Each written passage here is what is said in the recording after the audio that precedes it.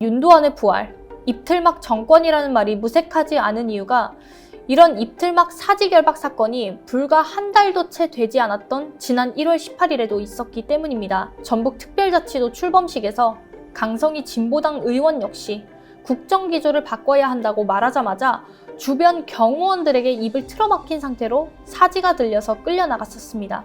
당시에도 대통령실에서는 강 의원이 윤 대통령의 손을 잡아서 힘을 줬다는 둥, 본인 쪽으로 윤 대통령을 끌어당겼다는 둥 관련한 영상이 뻔히 있는데도 말도 안 되는 변명을 내놓으며 폭력적 과잉 진압을 정당화하려 했었습니다. 더욱 기가 막히는 것은 분명 눈앞에서 사람이 끌려나가는 것을 눈으로 뻔히 보면서도 윤 대통령은 아예 무시한 채로 아무 일 없다는 듯이 행동하면서 이를 용인했다는 사실입니다. 이는 그야말로 윤 대통령의 몰상식과 비상식적 사고를 그대로 드러내는 것입니다.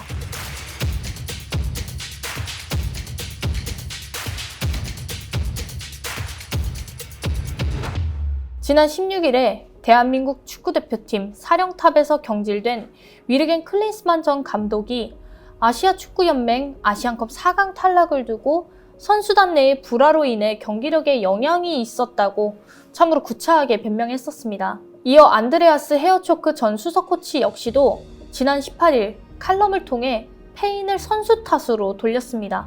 대표팀 감독이고 수석 코치라는 사람들이 아예 국외에서 소위 투잡을 뛰며 자기 일하기 바빠서 선수 파악조차 제대로 되지 않았음이 뻔히 보였는데도 자신들의 직무유기와 잘못은 전혀 인정하지 않은 채 말입니다. 게다가 이다지도 무능한 클린스만 감독 인선을 주도한 정몽규 축구협회장에 대한 책임론과 함께 선수단 내분 보도에 대해서 축구협회가 선수 보호 노력은 전혀 없이 무책임하게 대처한 점에 대한 비판의 목소리도 연일 거세어졌습니다. 특히 지난 14일에 국내 언론도 아닌 영국 언론 더선이 4강 요르단전 패배 전날 선수들이 말다툼과 몸싸움을 벌이다가 손흥민이 손가락 탈구 부상을 입었다는 사실을 보도했을 때 축구협회가 이례적으로 이를 즉각 인정한 것을 두고 아시안컵에서 감독과 수석 코치의 지도력 부재의 책임을 모두 선수들에게 돌린다는 우리 국민들의 날선 비판이 쏟아졌던 것입니다. 이에 대해 홍준표 대구시장은 지난 14일에 개인 페이스북 글을 통해 클린스만 해임 안 하면 앞으로 국가대표 경기 안 본다며 페인을 감독 무능이 아니라 선수들 내분이라고 선전하는 축구협회 관계자들도 각성하라고 지적했습니다.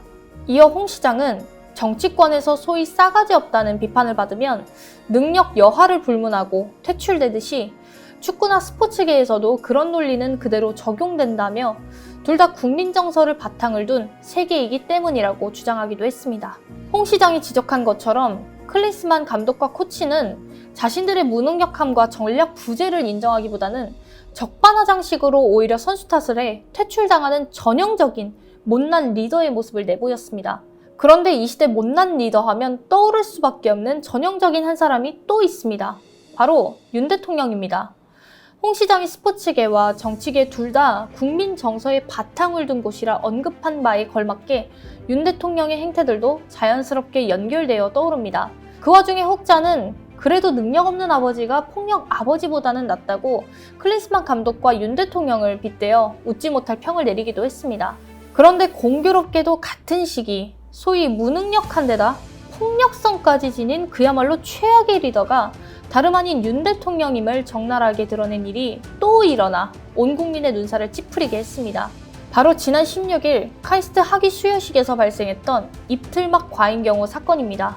윤 대통령이 참석한 카이스트 학위 수여식에서 부자감세 중단하고 R&D 예산 복원하라고 적은 피켓을 들고 생색내지 말고 R&D 예산을 복원하십시오 라고 외쳤던 졸업생의 입을 경호원들이 틀어막고 사지를 들어 행사장 밖으로 끌고 나간 것입니다.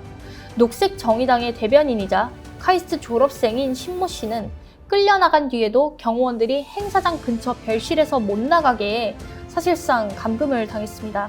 이에 점차로 논란이 커지자 대통령실 대변인은 이번 사태와 관련해 대통령 경호처는 경호구역 내에서의 경호 안전 확보 및 행사장 질서 확립을 위해 소란 행위자를 분리 조치했다며 법과 규정, 경호 원칙에 따른 불가피한 조치였다고 밝혔습니다. 윤 대통령은 이날 과학 인재들이 모인 카이스트 학위 수여식 행사장에서 과학 강국으로의 퀀텀 점프를 위해 연구개발 예산을 대폭 확대하겠다고 말했습니다. 사실은 올해 연구개발 예산을 4조 6천억이나 대규모로 삭감했으면서 말입니다. 이는 작년에 비해 무려 15%를 단번에 깎은 사상 초유의 일인 것입니다. 연구개발 예산이 갑자기 삭감되어서 중장기로 유지되는 과학계 연구과제 특성상 기존 연구과제들조차도 지속할 수 있을지가 불투명해져 버렸습니다. 심지어 작년 9월에 미 항공우주국 나사에서 공짜로 달 탐사 로켓 공간에 우리 큐브 위성을 실어주겠다고 한 제안을 우리 기술과 능력이 다 있었음에도 고작 위성 제작비 70억이 없어서 나사의 제안을 거절하는 판국까지 벌어졌습니다. 도대체 자신이 어떤 결정을 했는지 알고 카이스트 학위 수여식에 와서 과학강국으로의 퀀텀 점프를 위해 연구개발 예산을 대폭 확대하겠다고 말한 것일까요? 혹자는 유체이탈 화법이라고 하지만 저는 윤 대통령의 말과 정책 결정에 다른 배후가 있다고 생각합니다. 그러니 그때그때마다 말이 다르고 앞뒤가 맞지 않는 말들을 하는 이유라 생각합니다. 진보나 보수 정부를 떠나서 역대 그 어떤 정부에서도 심지어 그 어려웠던 IMF 시기조차도 이렇게 무모하게 과학연구개발비 예산을 조 단위로 삭감한 경우는 없었습니다. 국가의 미래 성장 동력을 무참히 짓밟고 청년 과학도들의 미래를 불투명하게 만들었으면서도 윤 대통령은 카이스트 졸업식장뿐만 아니라 최근 과학기술 수석을 임명하면서 과학으로 우리나라를 도약시킨 대통령으로 평가받고 싶다고도 했습니다.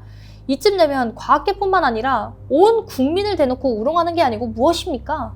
이에 카이스트 동문들이 17일 용산 대통령실 앞에서 기자회견을 열고 윤석열 대통령을 비판했습니다.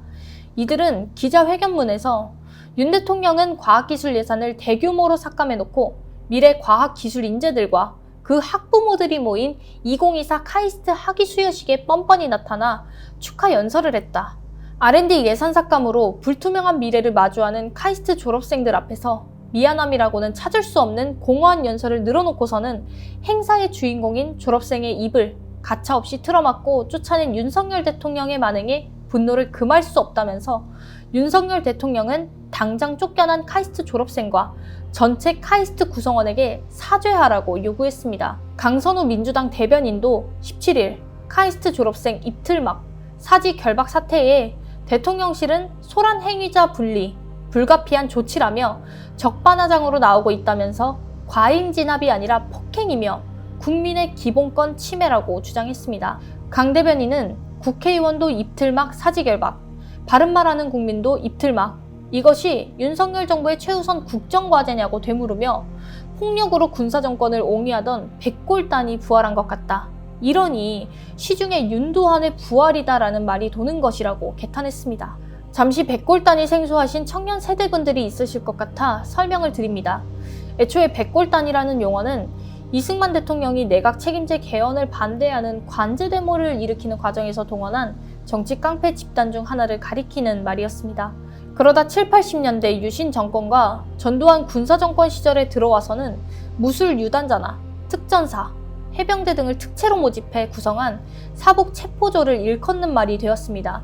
이들이 주로 흰색 헬멧에 청색 자켓을 입고 있어 복장 때문에 붙여진 별칭이었다고 합니다. 특히 일반 의경들에 비해 끝까지 시위대를 추격해 체포하는 과정에서 무자비한 구타와 폭력을 행사한 것으로 악명이 높았습니다. 백골단이 시위대원의 입을 틀어막고 사지를 들어 끌고 가는 모습을 트라우마처럼 기억하는 세대분들에게는 이번 카이스트 졸업생의 모습이 그 당시와 겹칠 수밖에 없었을 것입니다. 게다가 이러한 윤두환의 부활, 입틀막 정권이라는 말이 무색하지 않은 이유가 이런 입틀막 사지 결박 사건이 불과 한 달도 채 되지 않았던 지난 1월 18일에도 있었기 때문입니다. 전북 전주에서 개최한 전북특별자치도 출범식에서 강성희 진보당 의원 역시 국정기조를 바꿔야 한다고 말하자마자 주변 경호원들에게 입을 틀어막힌 상태로 사지가 들려서 끌려나갔었습니다. 당시에도 대통령실에서는 강 의원이 윤 대통령의 손을 잡아서 힘을 줬다는 둥, 본인 쪽으로 윤 대통령을 끌어당겼다는 등 관련한 영상이 뻔히 있는데도 말도 안 되는 변명을 내놓으며 폭력적 과잉 진압을 정당화하려 했었습니다. 더욱 기가 막히는 것은 카이스트 졸업식에서나 전북 특별자치도 출범식에서 분명 눈앞에서 사람이 끌려나가는 것을 눈으로 뻔히 보면서도 윤 대통령은 아예 무시한 채로 아무 일 없다는 듯이 행동하면서 이를 용인했다는 사실입니다. 이는 그야말로 윤 대통령의 몰상식과 비상식적 사고를 그대로 드러내는 것입니다. 과거 2007년에 노무현 대통령이 참석한 청와대 행사장에서 휠체어를 탄 장애인 2명이 피켓을 들고 기습 시위를 했던 때가 있었습니다. 그가 장애인은 교육조차 지금 받지 못하고 있습니다. 그들이 굶고 있습니다 라고 했을 때 노무현 대통령은 얼마나 시간을 달라고 얘기를 하십시오. 그러면 내가 말씀하신 만큼 시간을 드릴게요 라고 말하면서 적어도 귀를 열고 들어보고자 했었던 바 있습니다. 미 오바마 전 대통령도 2013년 11월 이민정책 개혁 방향을 설명하던 중 한국계 청년이 추방 중단을 외치자 그를 말리려던 경호원들을 제지하고 청년의 말을 듣고 난 뒤 연설을 마무리했었던 바 있습니다. 정상적인 민주국가 대통령으로서 국민의 목소리에 대해서 경청의 자세를 보이는 것은 너무나도 당연한 상식에 속한 일입니다. 따라서 아예 귀를 닫고 입을 틀어막아 내쫓아버리는 자유를 신봉한다는 윤 대통령의 행태는 매우 무식할 뿐만 아니라 그야말로 폭력적인 것입니다. 클린스만 감독이 자신의 무능은 인정하지 않은 채 선수 탓만하듯이 윤 대통령도 그저 들끓는 민심의 목소리 자체를 탓하고 무시하며 강압적으로 입을 틀어막은 채 아무 일 없다는 듯 지나가면 그만입니까?